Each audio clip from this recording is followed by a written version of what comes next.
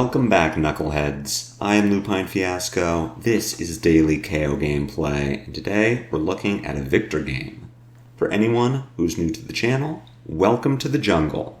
What we do here is review replays of games that I played on the Talishar client days or weeks ago, after enough time has passed that I lose my bias and can more objectively judge the quality of my play. I will talk through turn cycles as if I were taking them now, giving my thoughts on the line I would take and compare that to the line I did take at the time of recording. We either learn from my mistakes or reinforce good play patterns, with the overall goal of tightening and optimizing our gameplay in the future to take down paper events like ProQuests or Road to Nationals, and most importantly, walk away with that shiny cardboard. If you would like to check out the list I'm playing here or try it for yourself on Talishar, a FaB deck link is available in the video description below. While you're down there, if you haven't already done so, please consider subscribing to my channel. A YouTube subscription is the best free way to support me and to make sure that you see daily Kayo gameplay in your video feed 5 days a week. If you'd like to go above and beyond, then the best paid way to support me is through Patreon, and a Patreon link is also in the video description. A Patreon subscription will get you access to the daily FaB gameplay Discord. At higher tiers, your name will be featured in every DKG video. You'll get bonus DKG content every week, and there are more benefits to come. Daily Kayo gameplay will always be free 5 days a week, so for those who can afford to patronize me, I truly appreciate it. Let's talk about our sideboard and about our game plan into Victor. I want to apologize in advance for the lack of variety this week. I'm beholden to the decks that I run into in the Talishar Request Undo CC queue, and it should surprise no one that my fellow tryhards are playing meta decks in preparation for Road to Nationals this weekend. The upside of yet another Victor game is that we get more reps into a deceptively difficult matchup, and considering that I will be seeing at least one top-tier Victor in my RTN top 8s, I'm happy for the experience. You'll also notice that my deck list is a bit more stable. I have a few swaps that I want to try in the near future, but I've settled on what the core of Kayo looks like, at least in my opinion. Our equipment loadout is standard, and you'll notice that this is what we play into every hero that isn't Kano. Our armor is just solid. It all blocks well and synergizes with what our deck is trying to do, but I'll say again that I really don't feel like we should ever be rolling for scab skins unless you'll lose the game without an extra action point. Bonebreaker is way too much value to give up for Gambler's Gloves, especially when we're making so much agility. Getting into our sideboard for Victor, you'll see that I have cut all of my clashes. I've seen the math on the average Victor deck versus anything adjacent to Yukili Bender's Kayo list, and Kayo roughly has a 43% chance to lose any given clash. I really don't want to give Victor an agility to let him convert a 5-card hand into full offensive value, so we're going to remove that possibility from our deck altogether. Coming in will be our Wild Rides, Pack Hunts, and Assault and Batteries, putting us up to 62 cards as slight fatigue protection. We're hoping the game won't go that long, but it could absolutely get there if we aren't taking care to set up big turns that go over the top of Victor's blocks. As far as threats that Victor can produce, there isn't much besides the occasional large attack. The Golden Sun is a 2-card 10 with Gold and Seismic Surge or Vigor. Primed to Fight is a 2-card 11 with Might and Vigor. And Righteous Cleansing is a 3-card 10 with Seismic Surge or Vigor. None of these are all that scary on their own. Should be noted that Righteous Cleansing is good fatigue tech if Victor decides to go that way. But our 40-point life total says that we have to start blocking these eventually. So really evaluate whether it's worth keeping our 4 or 5 card hands when Vic finds the time to drop one of these big attacks on the table. Scowling Fleshbag likely won't get insane value we see in our aggro mirrors, but you can occasionally deny a pummel or a follow-up to Rouse the Ancients. I'm told that Kayo is favored in this matchup, so let's put that idea to the test. We lose the die roll and Victor chooses to go first. I'm not sure that I agree with that. We will get to take advantage of Victor going first on this turn. I do generally think that Kayo wants to go second outside of certain matchups. Denying us our turn 1 cast bones is cool, but if we're playing a 60 card deck, we only have 3 cast bones in it. It's very unlikely that we have cast bones in our opening hand, or even any of our 6 agile windups. It's more likely that our turn is pitch for swing big pass. It gives us an arsenal, but we aren't generating additional value. And putting Kayo second just means that we get that first real attack on the hand size or life total. This Miller's Hammer is coming in for 4. I don't love the idea of blocking with Pack Hunt or Swing Big, but I really want to make sure that I have a blue in hand so that I can Pulping or Wild Ride plus Claw at a minimum. I also want to keep this Agile Windup to make an agility, and because I have that agility, I am more incentivized to keep a blue in hand.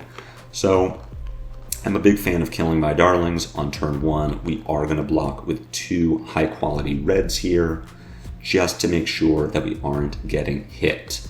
And of course, we will discard our windup at the end of Victor's turn.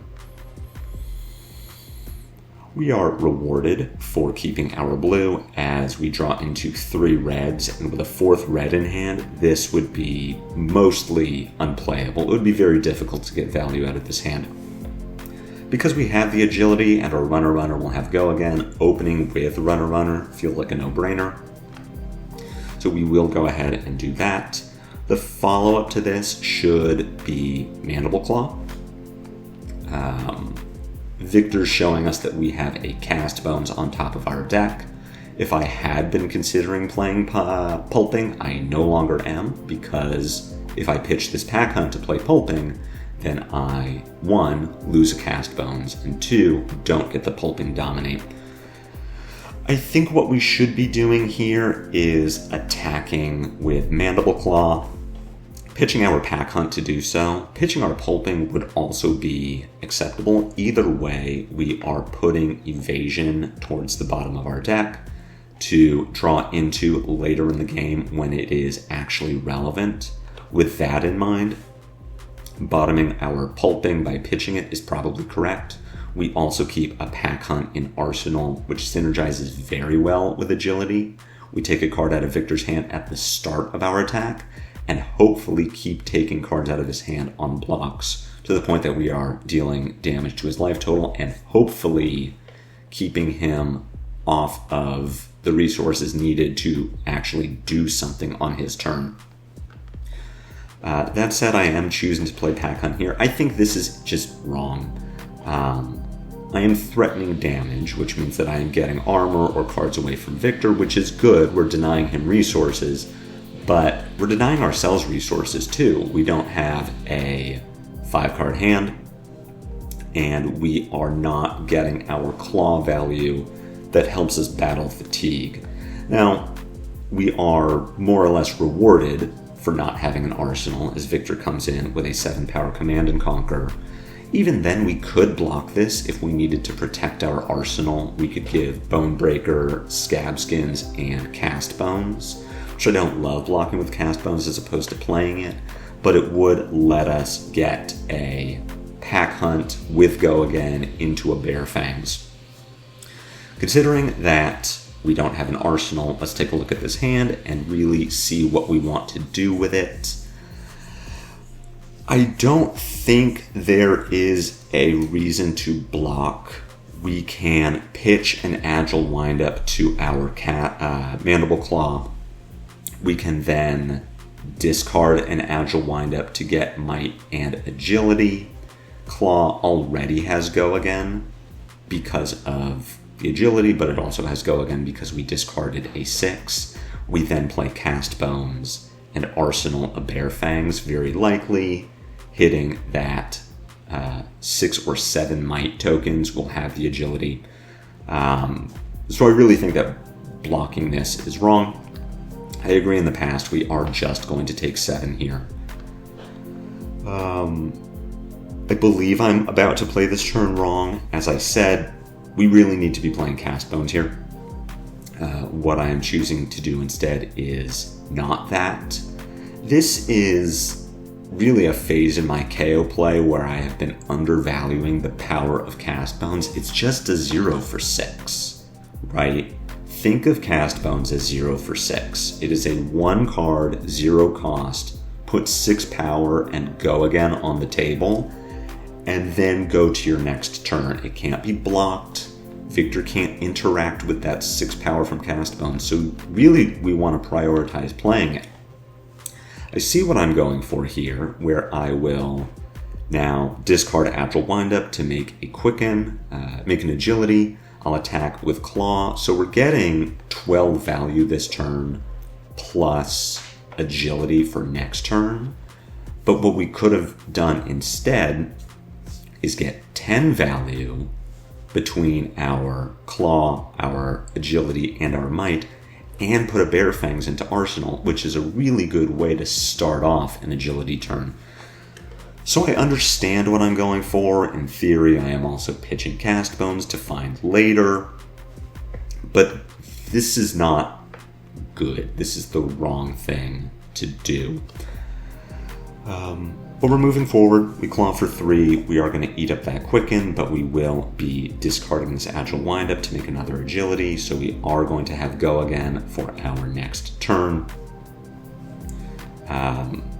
Stack the Cast Bones on top. We would like to be pitching more 5s and 6s to make sure that this Cast Bones is a hit if we ever come back to it.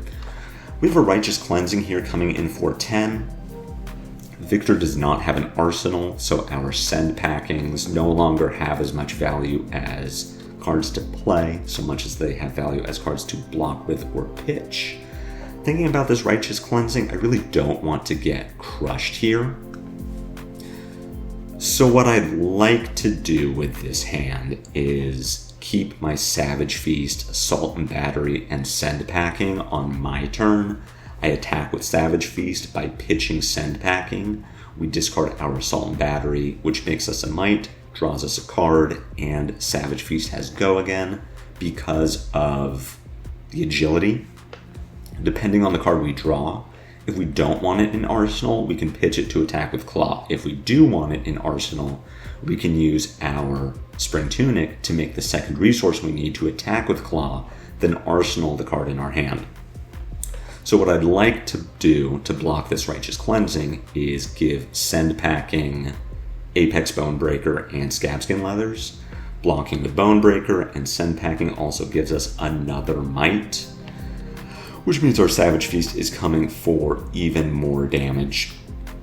Choosing to give 2 cards from hand instead to save the armor on my Scabskins and take 1 less point of damage, but it locks us into this play.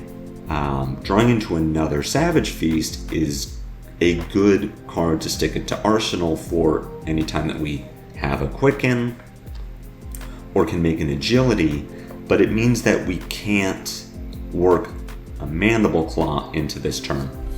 Seeing that Victor did some re-rolling on the Clash, draws into Golden Sun, which is great for him, bad for us. We also see that Victor is playing Pummel, which is something we need to keep in mind. Just very briefly, continuing to talk about that last turn, a big value loss for us. We would have been happy to take 1 more point of damage from the Righteous Cleansing and still not get crushed, then throw back 3 damage because we were able to work a Claw into our turn. At this point, we did keep the Quicken, which we would not have been able to do had we attacked with Claw, but we also can't put Victor on giving us Civic Steps, and it could be that Victor was even wrong to do so because now we have a Quicken. So I do think our blocks there were just bad. Here, Golden Sun is coming for 10 with Overpower, but our hand is nuts, and we have a Savage Feast in Arsenal with a Quicken. We really don't want to block from hand. I don't even think we should block with Scabskins here. Let's hold our armor to play against a Command and Conquer. This is just nuts. There is incentive for me to attack with the Savage Feast because Savage Feast with Go Again is really, really good, but we have Runner Runner. Runner Runner is going to make us an agility for our next turn, which will then let us get our Savage Feast value with the agility instead of this quicken. So this is a pretty easy Runner Runner swing big follow-up. We're pushing a ton of damage this turn. This is going to be 19 between Blood Rush and Might. We still have a Savage Feast with agility for our next turn. Chaining agility together is really how Kayo wins games, but especially so against Victor, where we don't have our clashes in the deck. We are a lot less likely to be able to make agility, so we want to prioritize that when we can. Victor here cracking his gold, coming in with a Command and Conquer for 6. He has 2 resources floating and a card in hand, which to me says we're getting our flashback value. We know that Victor is playing Pummel. As far as the rest of our blocking goes, looking like it's going to be Fleshbag, Bonebreaker, and Wrecker Romp. We cover 6 exactly. We get our Bonebreaker value by blocking with a 6. We're going to keep 2 blues on our turn so that we can Savage Feast Claw. We're hoping that we're going to be able to keep this Command and Conquer, but even without it, we're still going to have a nice turn coming up. So we'll block for 6, intimidate Victor's card. His turn looking very over at this point.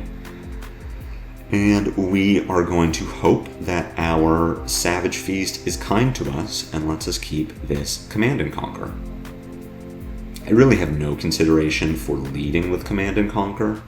The CNC would go for 6, go for 8. Victor would give 2 cards from hand and the gauntlets, which he does anyway. So at this point, we're just working a little more damage into this turn. Claw for 3. We will be attacking with Runner Runner here. We're not going to IP ourselves by trying to arsenal this Runner Runner in the hope that we get agility at some point. We are just going to push that damage. Victor with another Command and Conquer. So we do see that the Fleshbag was unnecessary, but of course we couldn't have known that. This being another Command and Conquer that is not threatening our arsenal is just really good for us. With what's in our hand, I would consider discarding this agility on the end of Victor's turn, which gives us Go Again for our Savage Feast. We discard our Command and Conquer. We have 2 floating resources with a Tunic. So we can play anything that we draw off the top of our deck, or we just work a Claw into the turn with an Arsenal, which is all to say I am not blocking this Command and Conquer, and I am going to discard Agile Windup at the end of Victor's turn.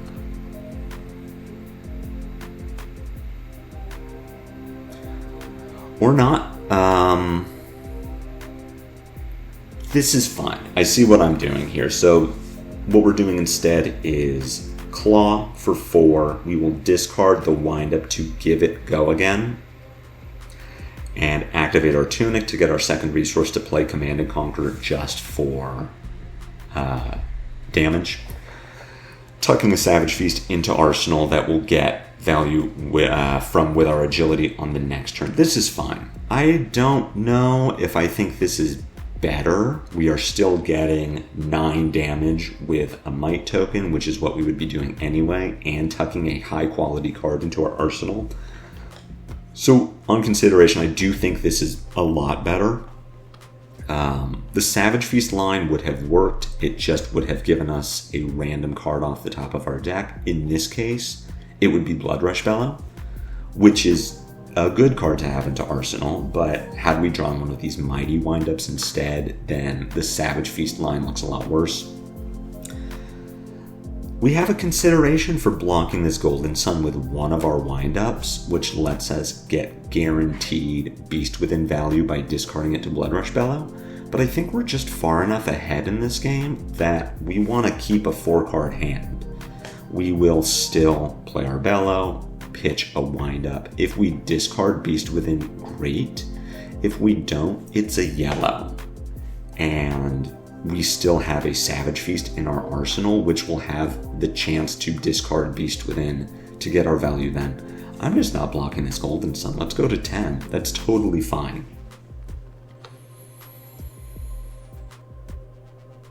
What I would, I guess, rather do if I really wanted to make sure that my Beast Within gets discarded to Blood Rush Bellow is to discard a wind-up at the end of Victor's turn. It doesn't matter. We get our value. As far as sequencing goes, this hand is nuts and we drew really well. We are going to open with Savage Feast because we want to get that agility value. So this is 9 with Go again. Victor is going to block it out entirely. We win both clashes from the Trounce, which is nuts. I don't know that Victor could survive this turn if he had won the Trounce. It would have given him an extra card to block with, but our hand is just nuts. Between Claw or Pulping, I don't know that it really matters. We do at least float 2 resources by attacking with Pulping. That lets us get our Claw either way.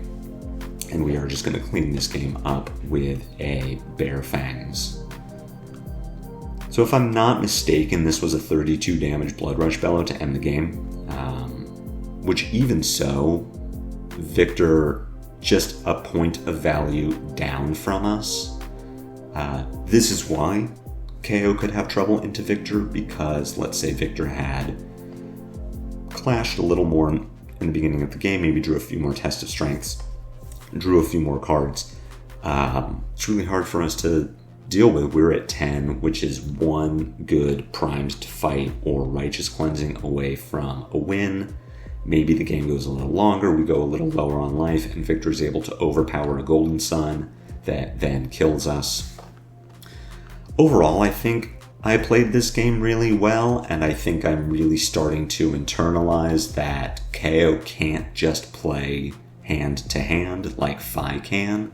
Kayo does need a little more setup, and we even saw how playing hand to hand put us in worse spots later on.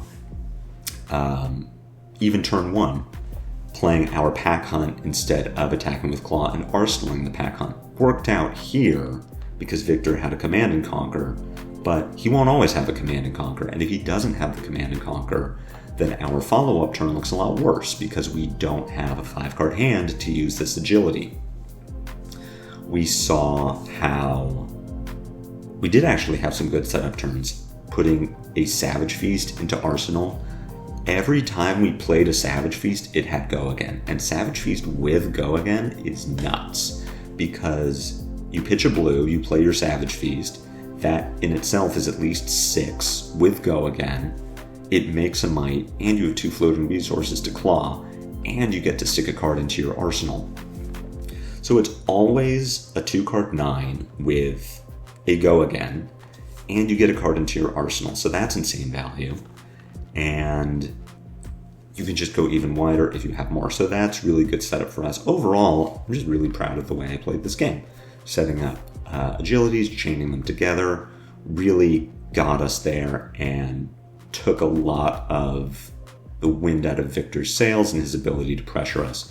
So that's what I'm learning about Kayo, and that's what I'm hoping to emulate in future games. Just this setup style that lets Kayo really pop off and get these high average value per turn stats at the end of the game. So I hope you enjoyed this video. I hope you learned something. If so, be sure to assault and batter that like button. My comments are always open for any questions or feedback. If you haven't done so, I'd ask again that you please subscribe to my channel. It's free. It does a lot to help me, but whatever you do, I will see you all back here tomorrow for more daily Kayo gameplay. And until then, take care.